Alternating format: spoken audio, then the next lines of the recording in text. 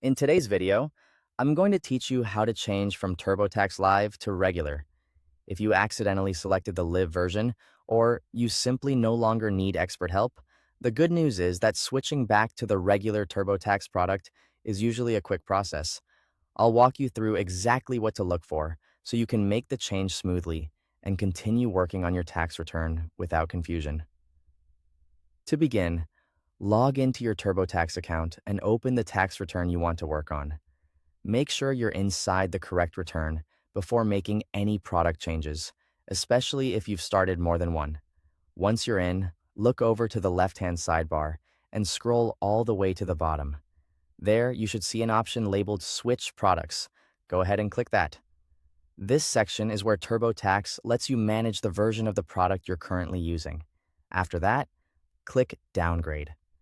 This tells TurboTax that you want to move away from the live version and return to the standard product experience. On the next screen, select Remove Expert Help. This is the key option that removes the live assistance features tied to your current version.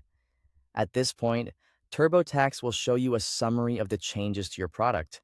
Take a moment to review everything carefully.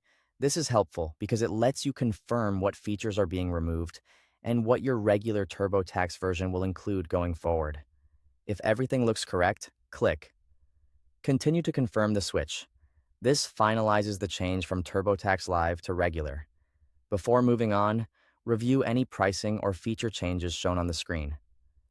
Depending on your return and the version you're using, there may be differences in support options or costs, so it's always a good idea to double-check before proceeding. Once you've reviewed those details, return to your tax return. From there, you can continue filing using the regular TurboTax product just as you normally would.